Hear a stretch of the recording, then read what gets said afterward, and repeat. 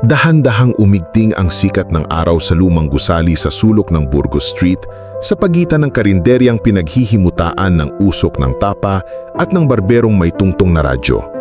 Doon nakatindig ang isang hindi kapansin-pansing motor lodge na tinatakpan ng mga pulang bougainvillea, ang karatulang mapusyaw na Belle Flora Inn, your discreet getaway. Sa ikalawang palapag nito, ang pasilyong kulay butong kabibi ay nakakapaso sa init.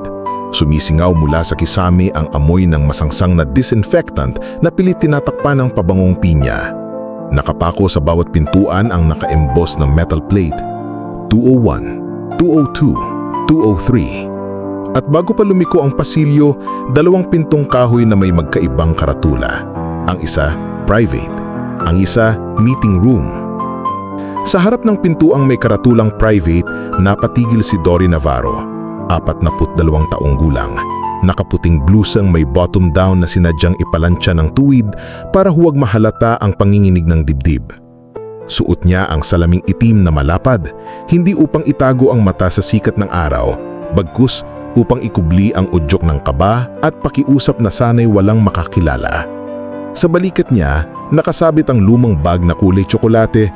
Ang strap nito ay halatang kinuyom ng paulit-ulit na nerbiyos. Kanina lamang galing siya sa palengke. May dalang pinamiling hipon at karne kawali para sa hapunang gagawin. Ngunit bago umuwi, sumakay siya ng tricycle patungong Belle Flora. May dalang lihim na halos mas mabigat kaysa basket ng hipon. Isang sobre na puno ng mga kopya ng papel, printout ng bank statements at isang maliit na flash drive. Bago tayo magpatuloy sa ating kwento, i-comment sa ibaba kung saang lugar kayo nanonood para malaman ko kung saan umabot ang video ko. Kung baguhan ka pa lang sa channel ko, huwag kalimutang i-like at i-hit ang subscribe button at pindutin ang notification bell para updated ka sa mga episodes ng inspiring stories ko araw-araw. Sige, tuloy na natin ang kwento. Nang halos kaparehong sandaling iyon, sa dulo ng parehong pasilyo, umakyat mula parking area ang isang pangkat ng 3 kabataang naka-polo shirt na may nakaimprenta ang UPM Junior Developer Society.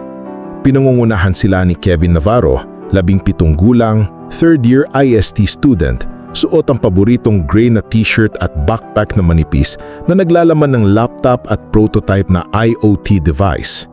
May meeting sila ng kanilang kapwa officers sa tinawag ng advisor nilang neutral venue dahil puno ang klase sa universidad. Ang dalaga sa likuran, si Mara, nagdadala portable projector at extension cord. Nauusisa niya si Kevin. "Sure ka bang dito tayo? Medyo sketchy." Sumagot si Kevin, "Ate, ipinareserve ni Sir Ray. Sabi cheap daw ang per hour." Walang kaalam-alam si Dory na kabataang anak pala ang makakasalubong niya. Walang kaalam-alam si Kevin na naroon ng ina. At lalong walang kaalam-alam si Mara na magiging saksi siya sa paglalapat ng 2 hiwagas. Sa loob-loob ni Dory, ramdam pa niya ang pagtatalo nila kagabi ng asawang si Nestor. "Pilantod na ang budget, Dory. Kung hindi mo papayagan si Mr. Santiago na magsanla, mapapasara ang repair shop ko." Pilit niyang tinimpi ang luha. Ang liwanag sa marble top ng mga liliit na gastos, tuition ni Kevin, maintenance ng inang may alta presyon, at ngayon, pambayad ng renta ng shop, lahat iyon ay nilulunod ng isang panibagong utang na ipinapangako ni Mr. Santiago, manager ng lending cooperative na kinukilalang kaibigan sa gagipitan. Ngunit may kapalit. Ang paglagda sa isang kontrata kung saan nakasaad na kung hindi maibabayad sa takdang petsa, maaaring ipasok bilang collateral ang bahay na minana pa si Dory sa kanyang mga magulang. Iyon ang dahilan kung bakit pumayag si Dory sa mapangahas na pakikipagkita sa isang taong kilala niya lang sa alias na Attorney F. Sinigurado sa kanya nitong kaya niyang tulungan basta't dalhin niya ang orihinal na titulo, bank printout at isang maliit na flash drive na naglalaman ng ebidensya ng sabuatan ni Mr. Santiago sa isang loan shark syndicate. Ang tagpuan? Kwarto 205, 2:00 ng hapon. Sa isip ni Dory, may liligtas ang pamilya, may pagtatanggol ang bahay, makukulong si Santiago. Ngunit sa telepono lamang niya o kausap si Attorney F, kaya't hindi niya alam kung dapat bang kabahan o manalig. Tinapik niya ang pintuan, isang impit na kabog. Halos pasakali. Walang sumagot. Tinapik niya uli. Walang ingay. Sumilip siya sa orasan sa cellphone. 1:55 p.m. masyado pang maaga. Pinili niyang humakbang palayo ng kaunti at doon, parang malabong salamin, bumungad sa kanya si Kevin na kapapasok lang sa pasilyo. Sa unang sabit ng tingin, hindi agad nag-match ang image sa utak niya. Anak niyang nagbibinata ay narito. Suot ang paboritong gray na damit, hawak ang telepono.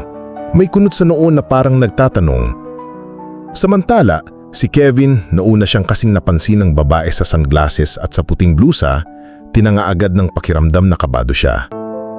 Kilala niya ang ina, ngulit nababagag siya kung bakit narito sa motel at bakit may ganitong ekspresyon. Gulat, agam-agam, parang nahuli pagpanik. Lumapit si Kevin, pinigilan sa bakanting pagitan. "Ma!" Halos pabulong pero kumalabog sa hallway. Parang narinig ulos si Dory. Sa isang iglap, parang lumiliit ang mundo at lumalakas ang kalabog ng puso sa loob ng dibdib. "Ma, bakit ka nandito?" Tanong niya, pilit tinatanggal ang salamin. Ngunit bago pa siya makasagot, sumingit si Mara, lumingon-lingon na parang nabigla sa pagkakakilanlan. "Uy, Ma'am Dory, ikaw pala, mami ni Kev," bati niya bahagyang nagtataka. Nalingon ni Kevin ang kasama at bumulong. "Give me a minute." Nagharap silang mag-ina sa pagitan ng pintuang may karatulang, private, at ng nakasarang bintana na bumubuga ng tunaw na liwanag. Sumangsang sa loob nila ang singaw niyang disinfectant, tila lasang kapritsyo at hinala. "Nag-meeting kami, Ma," pinayagan ni Binata. "Group project kasi, sarado ang campus." Tumanggo daw si Dory, ngulit bakas ang kanyang pag-aatubili. "Ah, ganun ba?" Tugon niya at tinangkang ibalik ang suot na salamin upang kublihin na lamang ang kaba na unti-unting lumulobo. Subalit naulinhan niya ng garalgalang tinig sa kanya at nakitang nanginginig na kamay sa strap ng bag. "Ma, okay ka lang? Bakit ka nandito sa motel?" Pabulong, ngulit may diin, parang dagil ng hangin na may dalang bagyo. Bago makasagot si Dory, bumikas bigla ang pinto ng silid 205 sa balikat ni Kevin. Lumabas ang dalawang taong nakapormal hawak na mga folder. Sa gilid ng folder, halata ang logo ng Santiago Lending House. Napalingon si Dory at nakilala ang isa, si Mang Ben, taong ni Mr. Santiago. Agad siyang yumuko, nagkunwaing nagpapahid ng pawis. "Oh, aba, Ma'am Dory, kayo pala. Talagang hindi kami titigilan ni Boss dyan sa mga gulay na papeles." Sinundan niya ng pabulong. "May dala pa kayo." Naguhit sa mukha ni Kevin ang pagtataka at pagkabalisa. Nabaling sa kanya ang imbestigador na titig ng kabataan.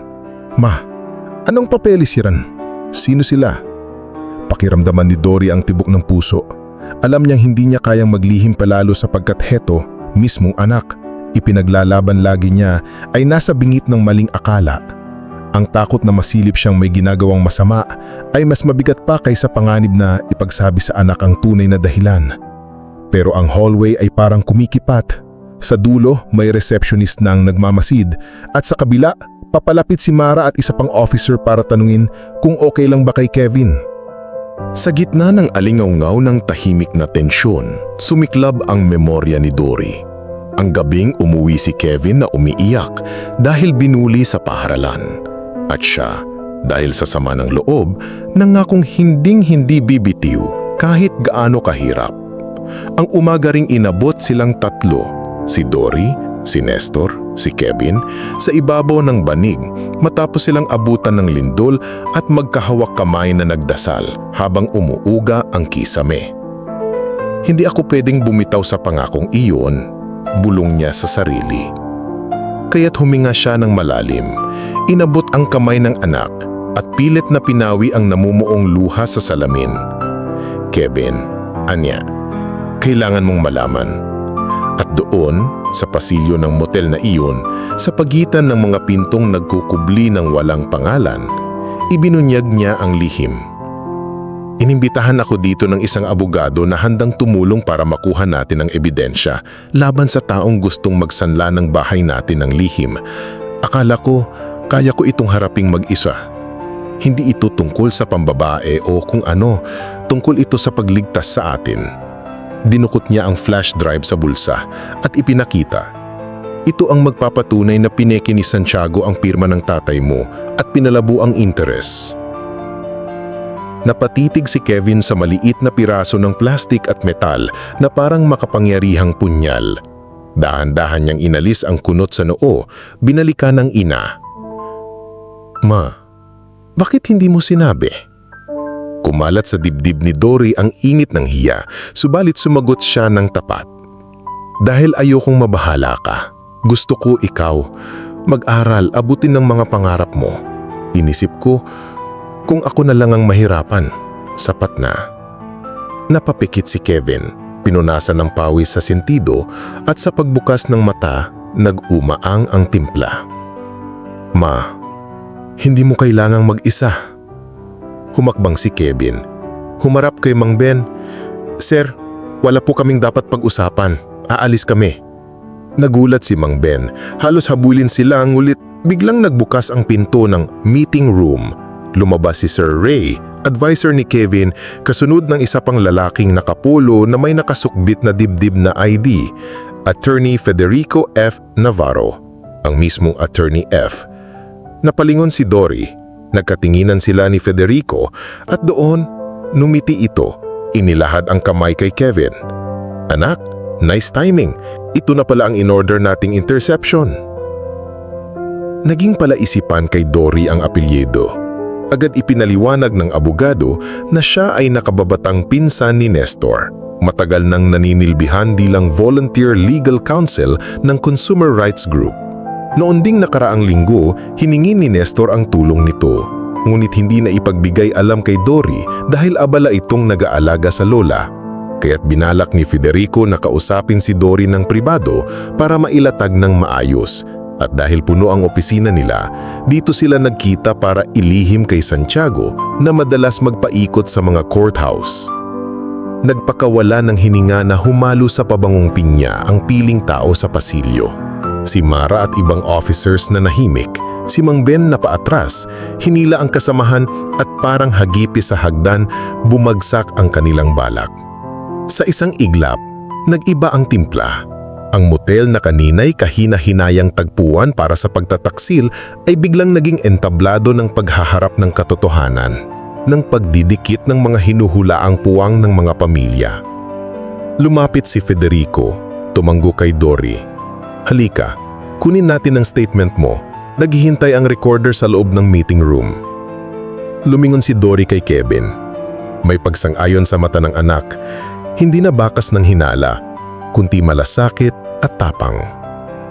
Binitiwan niya ang strap ng bag na kanina'y parang nakadikit, hinawakan ng kamay ni Kevin. Pumasok sila sa pintong may karatalang na meeting room. Kasunod si Mara, nag-ayos ng projector at ang advisor na parang stagehand na nagpatay sindi ng ilaw upang tumingkad ang screen. Sa unang pagkakataon, magkasabay nilang binuksan ng laptop. Sa lumulatang na liwanag ng projector, lumitaw ang spreadsheet ng mga loan document. Suporta ng CCTV clip ni Kevin noong isang linggo na nagpa-scheduling ng interview sa repair shop ng ama. Footage kung saan nakita mismo si Santiago na peke ang pirma sa resibo. Napasingiti si Federico. Napakagaling mong batang investigador, Kevin. Hindi mo alam, nasapian ka na ng dugo ng tunay na abogado. Tinignan niya si Dory. At ikaw, pinsan, napakatapang mong ina. Nagtagpo ang tingin ng mag-ina. Sa pagitan nila, tumingkad ang liwanag ng screen at ang liwanag ng pag-unawa. Naupo sila sa magkaibang gilid ng mesa. Magkasamak ang kamay na dati rang humahalo sa lugaw at nagtatali ng shoelace. Sa sandaling ito, hawak nila ang isa't isa bilang magkakamping hindi patitinag. Sa labas, dumaan muli si Mang Ben. Tumitig sa karatalang private at sa takot nilampasan iyon. Nagpa siyang umalis sa motel na parang habulin ng hangin. Makalipas ang 2 oras, natapos ang affidavit na ipirmahan ng dokumento at naisalba ang kopya ng flash drive sa 3 backup. Sa pagbukas ng pintuan, bumuhos ang liwanag ng hapon. Paglabas nila ng gusali, may nagmamanyebrang mobile police van. Sinundo si Federico ng mga investigador para pormal nang tanggapin ang reklamo. Sumiksik si Dory sa tabi ng anak at ng mga officers. May hawak ng plastic envelope na kopya. Matamlay pero may ningning sa mata. Madaling araw na nung umuwi sila. Sa sala ng bahay, nakaabang si Nestor, hapong-hapo sa kaba. Pero nang makita niyang magkayakap ang mag-ina at dala ang mga pahina, napaupo siya, napaiyak, parang batong piniga ng rumagahan. "Pasensya kayo hon, kung hindi kita nasabihan," sabi niya sa Dory. Sinagot siya ng marahang tawa. "Pareho pala tayong may sikreto, pero mabuti na lang parehong para sa pamilya." Kinabukasan, habang sumisiklab ang unang liwanag sa bintana, ipinag-init ni Dory ang adobo, ipinagtimpla ng kape si Nestor at inayos ni Kevin ang kanyang laptop para sa klase. Sa kusina, nag-cross ang tingin ng mag-ina at nagkatawanan sa simpleng ngiti ang pangakong mula ngayoy walang moteling lihim o karimlam ang dudurugin sa kanilang tiwala. Sa hapagkanaan, tumitik ang notifikasyon mula sa abogado. "Case officially filed. Stand by." Humikab si Kevin, tumingin sa magulang at biniru. "Next time po ma, transparent ang team meeting. Pero kung may motel man, dapat may fries at chocolate shake." Natawa si Dory, dumaping sa buhok ng anak. "O sige, pero siguraduhin mong ikaw ang magbabayad." Umalingaw-ngaw sa buong bahay ang tawa nilang tatlo, kung saan ang bawat halakhak ay patunay na minsan ang pinakamadilim na pasilyo ay hindi motibong isara ang pintuan, kundi pagkakataon upang buksan ang pintuan ng katapangan. Sapagkat nasa tamang pagharap kahit sa lugar na mapaghusga, mabubura ang anumang hinala. At mula nung gabing iyon patuloy, naging panata ni Dory na kung sakaling kailangan niyang pumunta kung saan mang inn, motel o madilim na bulwangan, ang una niyang isasama ay ang pinakamahalaga niyang susi: ang tiwala ng pamilya. Sa pagitan ng karatalang private at meeting room, plinansya nila ang kwentong magpapatunay na walang lihim na kayang magtago sa liwanag ng pagmamahal, na handang magpaliwanag. At dito nagtatapos ang ating kwento. Nagustuhan mo ba ang ating kwento? May aral ka bang napulot? I-comment sa ibaba. Kung na-enjoy mo ang kwento natin ngayon, i-hit ang like button at huwag kalimutang mag-subscribe. Ang suporta nyo ay ang inspirasyon ko. Kita-kits bukas ng umaga, kaya stay tuned!